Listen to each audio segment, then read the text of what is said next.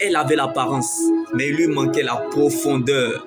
Ne verse pas tes larmes devant les hommes, mais verse ton cœur devant Jésus. Car le Dieu que nous servons n'essuie pas les larmes, mais il sèche les larmes. Comme cette femme perdait du sang depuis 12 ans, mais ses cris étaient des louanges à Dieu. Ceux qui sèment avec l'âme moissonneront avec chant d'allégresse. Comme elle toucha le bord du vêtement de Jésus, attache-toi à ce que tu crois, à la parole de Dieu. Comme Jésus pouvait nous le dire, qui m'a touché? Quelqu'un m'a touché, car je sens qu'une force est sortie de moi. Donc, les épreuves nous apprennent qui nous sommes et où nous allons. Comme cette dernière pouvait nous le dire. Si et seulement si je puis toucher le bord de son vêtement, je serai guéri. Donc il y a des choses que tu ne verras jamais si on ne combat pas ta vie, bien-aimé. Comme cette femme perdait du sang depuis 12 ans. Il est parfois bien de perdre le contrôle de la situation pour que Dieu prenne le contrôle de la situation. Jésus est en ta direction. Dieu vient à ta rencontre.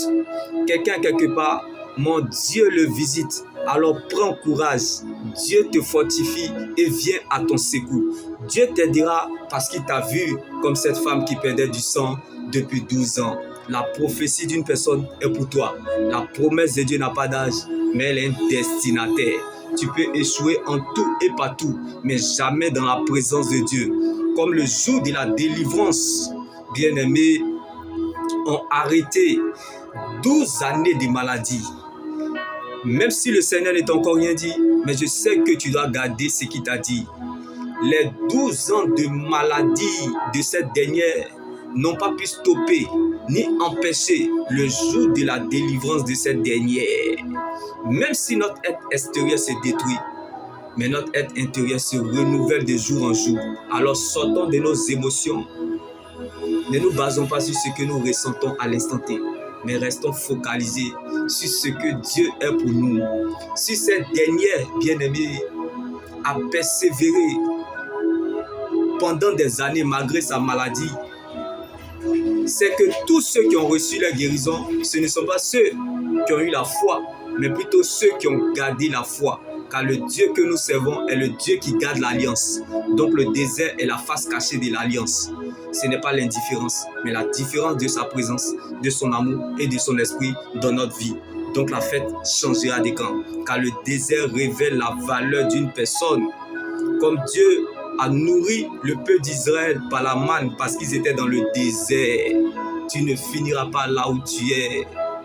Car la bénédiction t'attend à quelque part. Donc tu as un témoignage quelque part. Comme Joseph pleurait et avait faim dans le puits. Il ne mangeait pas sa faim. Pour eux, c'en était fini.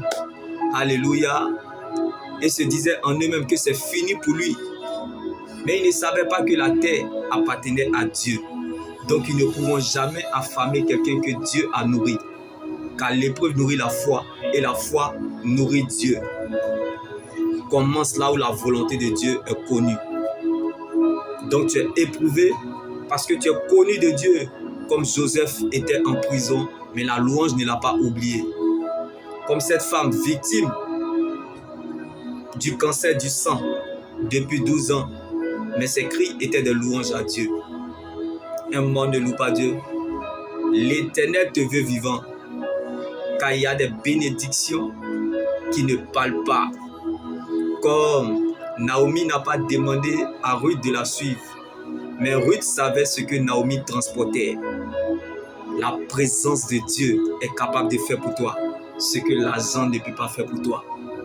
Si Lazare a survécu dans la tombe, c'est que tu survivras aussi sur la terre. Si l'argent est la racine des maux, c'est que Christ est la racine des âmes. La véritable stabilité d'un enfant de Dieu ne dépend pas du confort, ni la vraie joie dans le Seigneur Jésus-Christ ne dépend pas du climat extérieur, ni de ce qu'on a dans nos poches ou dans nos mains, mais de la présence de Dieu dans le coffre de notre cœur. Alors heureux donc celui qui cherche la présence de Dieu malgré les difficultés, car Jésus n'abandonne jamais ceux qui le cherchent et Dieu ne permettra jamais que ses saints connaissent la décomposition, car les solides fondations posées par Dieu subsistent et demeurent éternellement.